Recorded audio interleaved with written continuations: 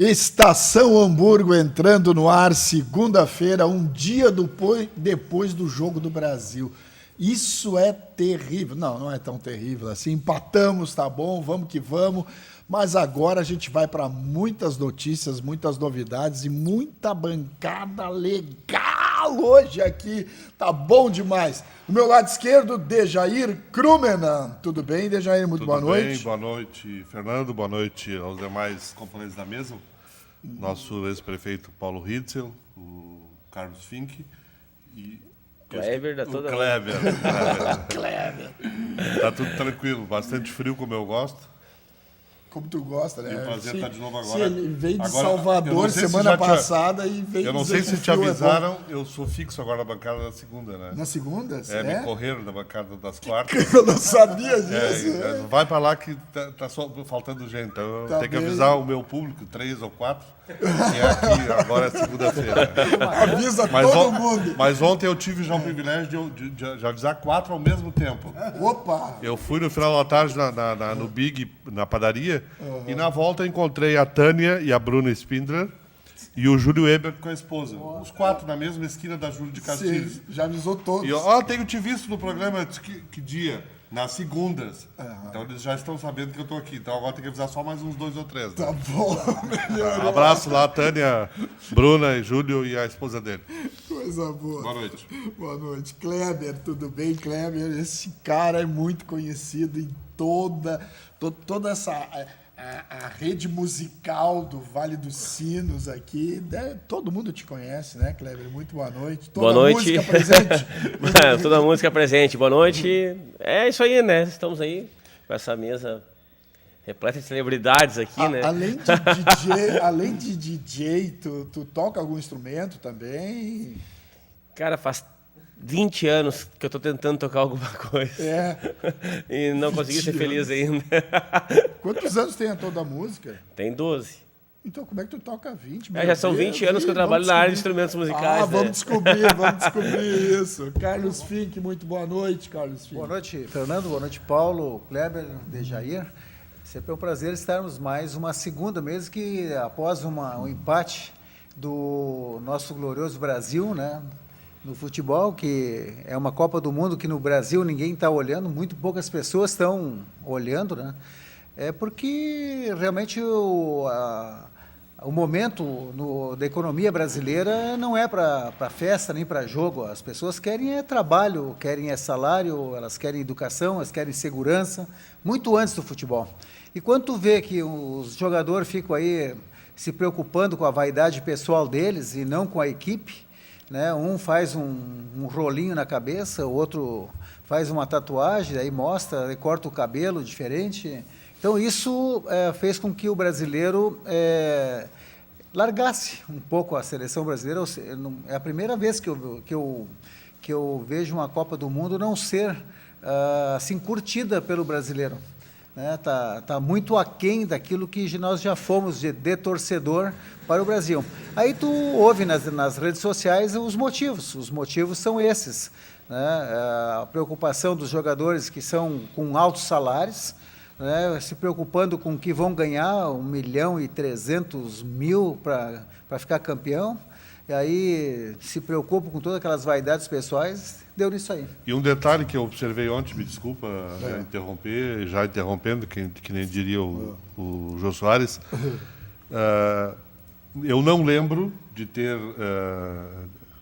não ouvido em gols do Brasil, em Copa do Mundo, ninguém soltar foguete.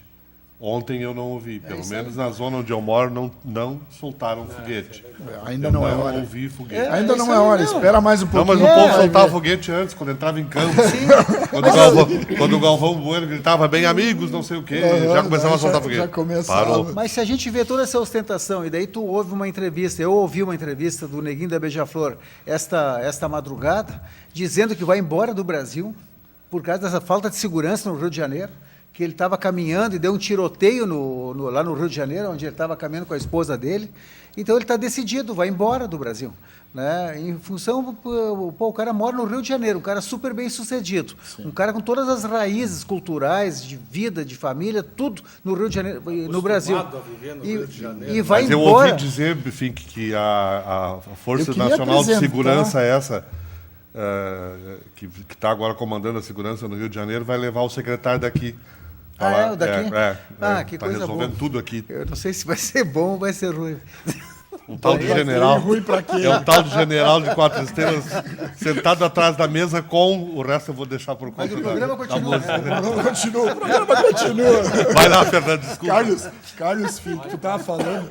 O tema é futebol, né? Pá, pelo jeito, né? Que coisa. Começasse com o futebol. Nós emendamos. Não, mas eu vou dar só mais uma continuidade rapidinho. É Então, que o programa aqui é polêmica É mesmo. que o Fink falou aqui no cabelo dos caras, encaracolado, não sei o quê. Tu sabe que eu sou o centroavante campeão da ABB, né? A única coisa que eu não consigo é mudar o cabelo para ir jogar lá, que é cada vez pior, viu? Só pode reformar o Paralama. Né? Só A tolda não tem. a tolda não tem mais, não adianta. Doutor Paulo Ritzel, muito boa noite. Grande amigo da gente aí. Pelo convite que vocês me fizeram. É uma satisfação estar com todos vocês, pessoas ilustres, importantes, que já contribuíram muito para a cidade de Novo Hamburgo e ainda continuam contribuindo, como é o caso do Kleber.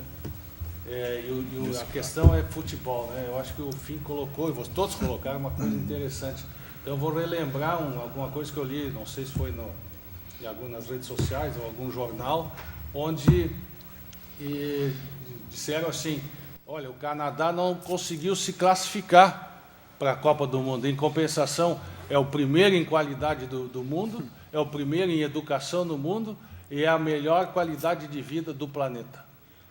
Só Isso é bom lembrar. Não jogo nada de futebol. Nós jogamos um monte. Em compensação, nós somos os piores nesses índices. Então é uma lembrança boa. Eu acho que o povo está começando a acordar. É bastante importante. Essa Copa do Mundo é um reflexo de um futuro de um Brasil melhor. Eu acho que vai acontecer um futuro melhor para todos nós. Nossa, começamos. Né? É isso aí. E ainda na área do futebol e indo para a política, que é o grande problema nosso hoje no país, essa indefinição política que se arrasta já há vários anos. Eu não sei se vocês estão observando assim na calada da noite, na calada da preocupação assim com Copa, de quem ainda está preocupado com Copa do Mundo, que a imprensa praticamente toda ela está em cima da questão da Copa do Mundo, e especialmente a rede mais poderosa do país, só fala de futebol de manhã à noite, né? Enquanto isso, os ratões lá do Supremo Tribunal Federal já autorizaram a votação na segunda turma, que é aquela turma que tem Da pesada. os conchavados, a votação para liberar um tal de ex-presidente que está lá preso por corrupção ativa, passiva, formação de quadrilha, com 42 provas no processo aqui e julgado 2 vezes no Tribunal da 4ª Região em Porto Alegre. Foi condenado, confirmada a condenação e aumentado o prazo. Ele pode, escrevam, ser solto na quarta-feira da semana que vem e pode vir a concorrer a presidente da República deste país. Aí eu concordo com o Negrinho da Beija-Flor que tem que ir embora mesmo deste país. Porque aí nós estamos assinando o atestado de que neste país não se leva a sério este país. E isso já está sendo costurado, né? E quarta-feira, não se iludam. Tá? O Brasil pode ganhar a Copa e nós podemos virar uma Venezuela daqui a um ano ou 2. Dejair, Essa é como uma bom questão jornalista. Importante porque eu vejo assim, está na hora do Brasil mudar o tipo de participante de um lugar tão importante, né, que é a justiça. A maioria desses ministros que estão lá no Supremo Tribunal Federal são indicações políticas, são indicados pelas próprias pessoas que são julgadas num futuro próximo ou imediatamente, né? Como recém foi trocado um ministro agora recentemente pelo Michel Temer. Qual é a veracidade, qual é a segurança que nós, cidadãos que somos do Brasil, podemos acreditar numa sentença que está sendo proferida pelo Supremo Tribunal Federal. Então, está na hora de se mexer na Constituição, e aí é onde nós vamos ter a responsabilidade de colocarmos novos deputados, novos governadores, ou quem sabe os governadores que... Né, senadores. Senadores, assim por diante, para mudar a Constituição brasileira, porque ela permite que isso aconteça. E isso só com pessoas sérias e honestas é que nós vamos conseguir fazer isso. Mas tem que mudar, e nós temos a primeira chance de mudar essa representatividade agora. Eu vou contar uma historinha pequenininha sobre essa questão principalmente dessas leis penais, que quando eu fui deputado federal, eu fiz uma lei que foi me solicitada por um grupo de pessoas, advogados, né, principalmente da OAB do Brasil, para fazer umas modificações nas leis penais, viu, Fink? E aí eu encaminhei o projeto e na primeira reunião que nós tivemos da bancada gaúcha, eu era o coordenador da bancada, o Fogaça, que era senador da época, disse assim, aquele teu projeto é maravilhoso, lindo, só que não vai passar. Digo, como assim? Por que, Fogaça? Tu acha que não vale a pena? Não, valer a pena vale, né, Paulo? Mas não vai passar. 63% do Congresso Nacional, a representatividade são de nordestinos. E eles não vão mudar a lei penal. Tu vê o problemão que nós temos na mão, nós brasileiros? Exatamente. Então, a oportunidade que nós temos de mudar essa história do Brasil começa agora, nessas eleições que vão acontecer agora, né, filho? Pois é, mas o que está acontecendo, Paulo, hoje ainda estive lendo que 30% dos membros do Senado, dos 81 senadores, 23%, que dá 30% do quadro, 30% estão respondendo o processo no Lava Jato. 30% dos senadores atuais, né, são... Então, é difícil. Como é que tu vai fazer uma legislação adequada se os próprios legisladores... E aí vai para a Câmara, é a mesma coisa. Tem deputado que está preso e é deputado. Recebe como deputado, de noite ele vai dormir na cadeia. A tua opinião, Fink, é que a gente tire todos eles e coloque só gente nova? Mas não tem como. Como é que tu vai fazer isso? Não dá para dizer que... Só um pouquinho, né, Fernando? Não dá para dizer que todos os políticos que estão lá são ladrão e são bandidos. São ladrões e bandidos? Não. Não dá para dizer assim. Então, eu acho que essa avaliação tem que ser feita no próprio Estado e nas próprias cidades, nas próprias pessoas individualmente, para escolher as pessoas certas. Eu acho que a mudança, claro que é importante no caso desses 30%. Poderiam ser reeleitos, né? Eles não estão condenados ainda também, né? Estão respondendo por processos, e que provavelmente, quando respondem a processos lá no Supremo Tribunal, é porque a coisa já perderam em primeira instância, já perderam em segunda e já está lá em cima, né? Então, a oportunidade é essa. Eu acho assim, a renovação é uma oportunidade nossa que nós temos. Mas não quer dizer que todos os deputados que estão lá são ladrões sem vergonha. Essa é a minha opinião. São 513 deputados, né? 513 deputados, 81 senadores. O que precisa, na minha opinião, não tem como tu dizer, olha, não pode mais te eleger. O que precisa é terminar com o Instituto da Reeleição, Paulo. Nós não podemos ter reeleição permanente. Né? Os deputados não saem mais. Não saem mais de lá porque eles têm emenda parlamentar, eles têm assessoria, eles têm toda uma estrutura que ninguém pode bancar contra eles. Agora, com as verbas de partido, eles vão ganhar o dinheiro desse fundo partidário para fazer as campanhas deles. Como que vai concorrer contra alguém que é novo, que não tem esse dinheiro? É uma questão muito interessante, porque o deputado, e o Fink também conhece bem essa área, é assim, o deputado ele já tem uma estrutura. Vamos dizer, ele se elegeu, agora vai ter eleição agora em outubro, né? Ele já está 4 anos trabalhando. Ele já montou várias emendas para cidades, onde ele trouxe o dinheiro para um, trouxe para outro.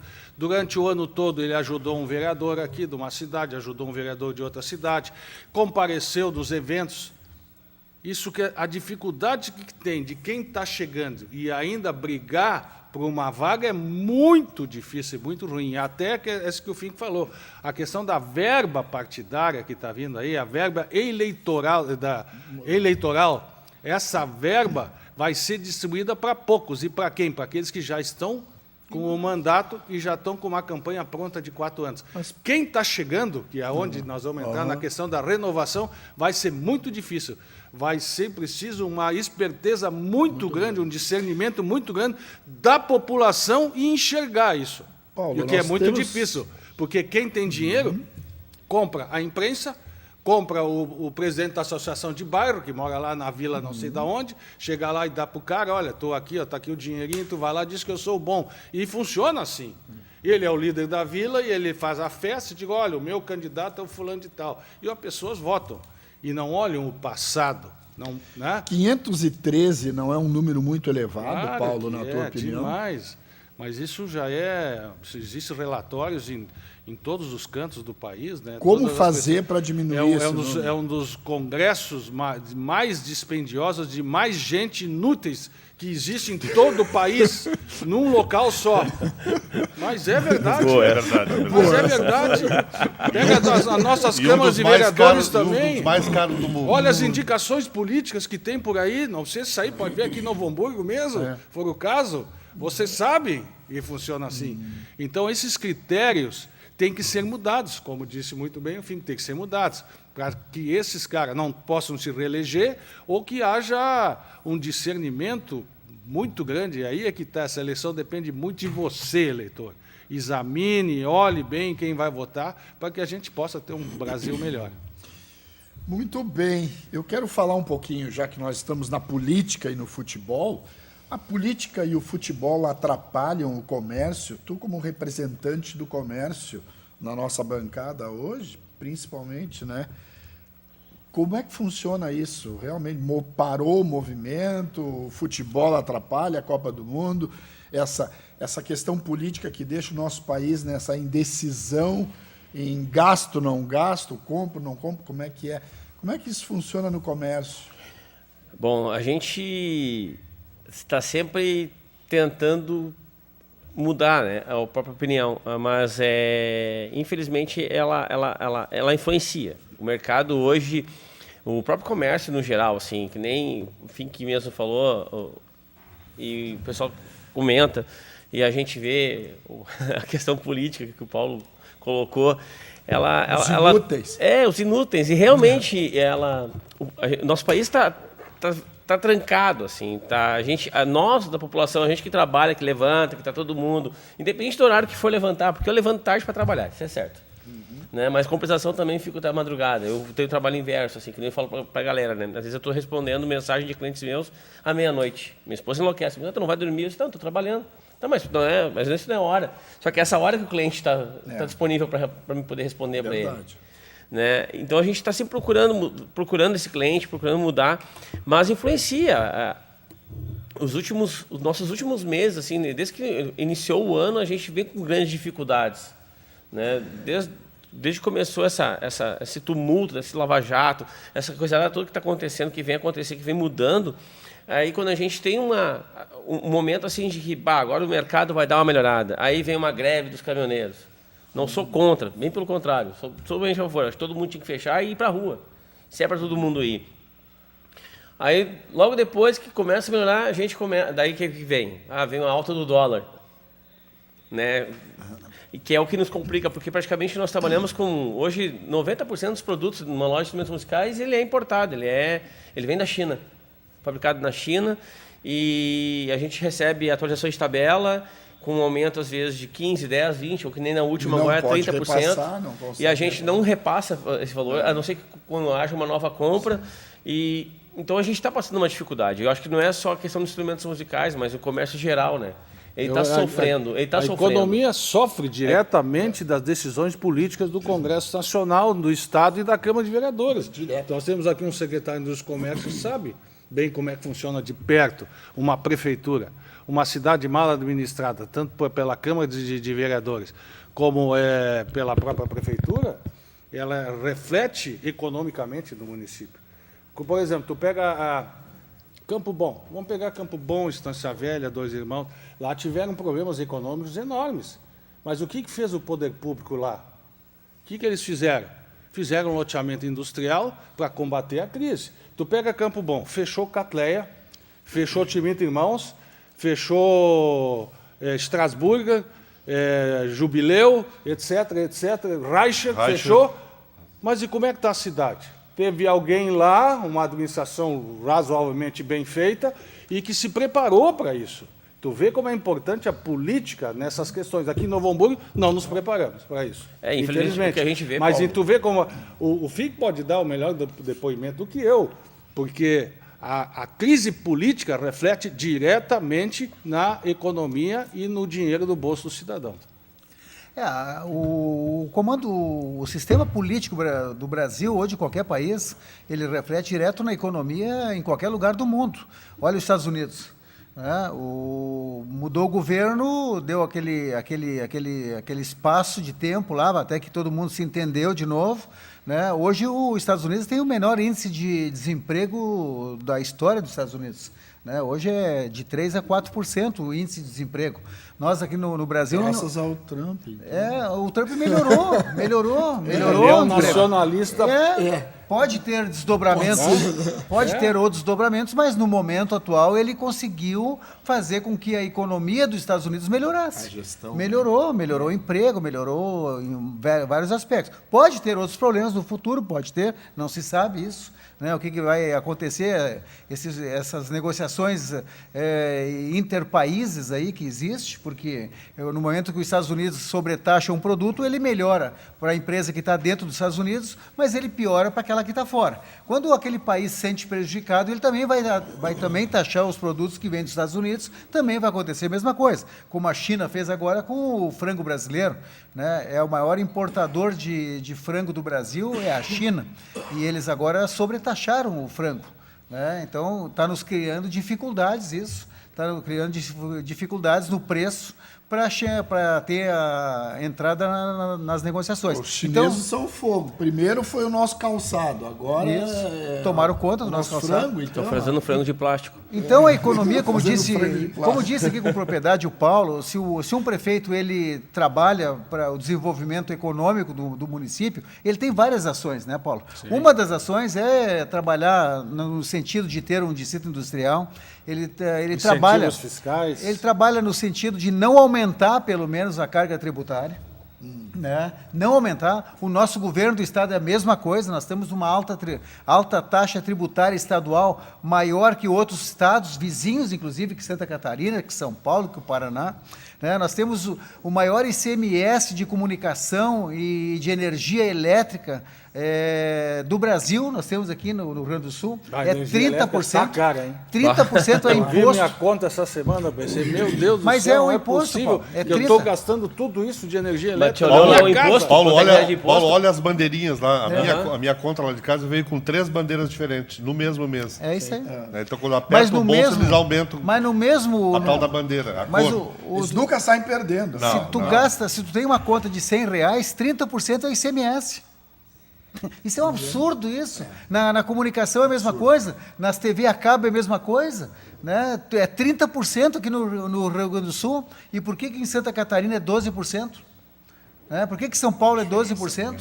E daí tu tira a competitividade. Isso é um imposto enganatório. Não é que Porque o governo acha que cobrando mais vai melhorar, mas ao contrário, vai piorar a economia. Né? Vai mandar as indústrias embora.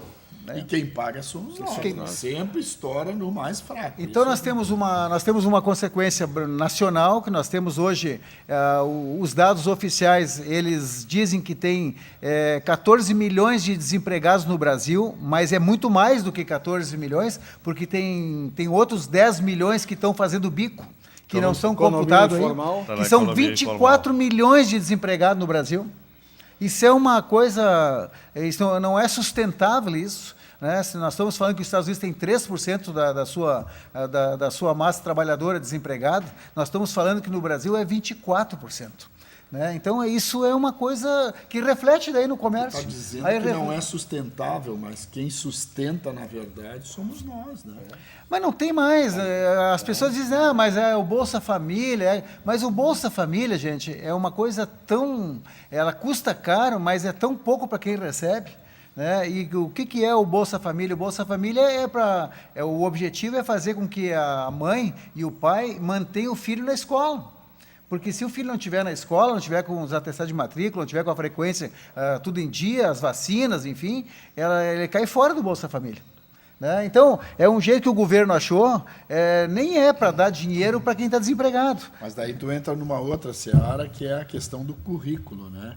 O que nós estamos ensinando para esses alunos, de que maneira estão ensinando. Daí entra a questão da educação, que já mexe novamente com a questão política. Mas daí, Fernando, nós vamos voltar lá para o governo, que era do prefeito Paulo Ritz, quando nós tínhamos o secretário Sarlé aqui.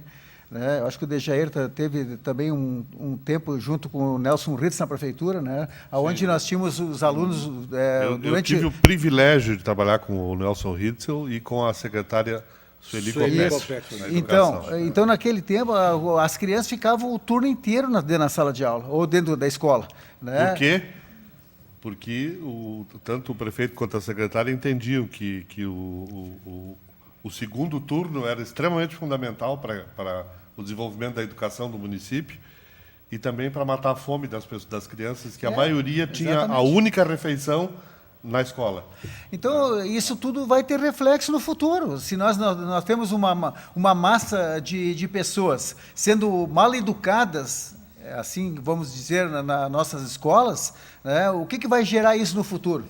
Vai gerar uma massa de pessoas que são desqualificadas, né, para disputar o mercado de trabalho, para poder trabalhar. Quem é que nós temos no Brasil com destaque em premiações hoje no mundo, na educação?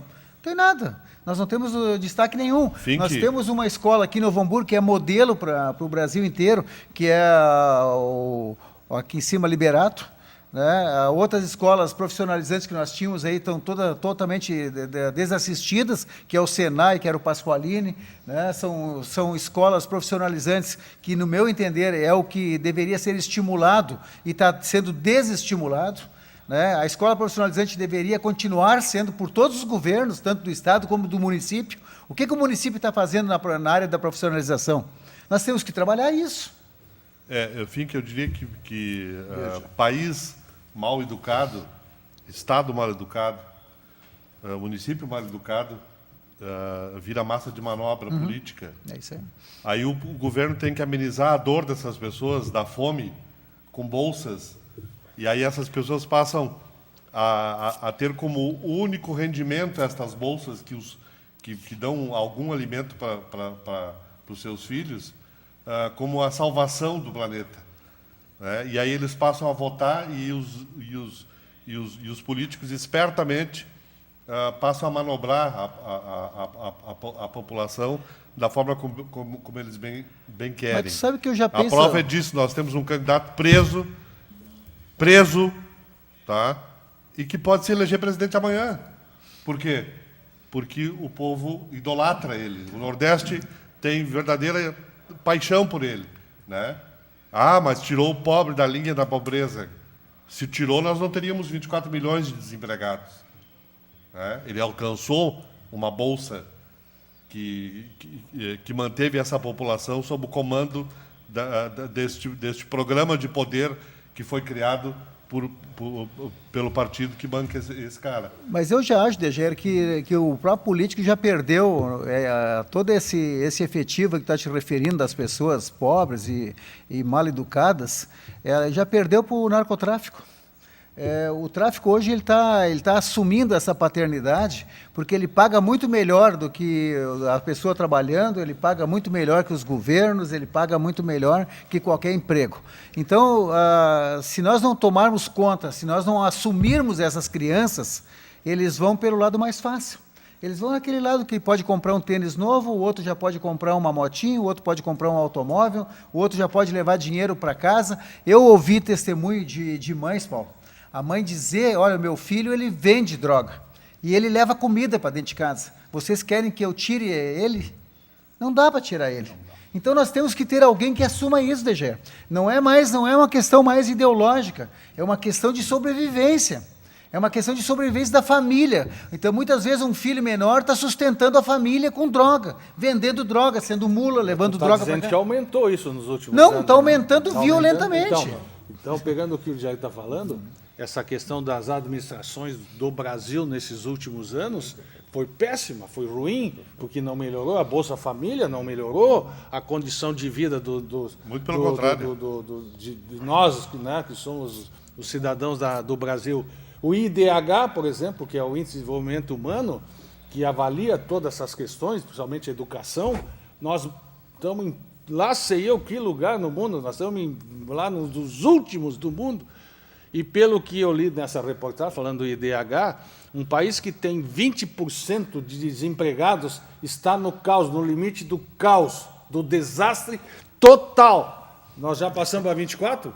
Esse é o país que foi deixado pelas administrações de alguns anos atrás, que começou e que está agora.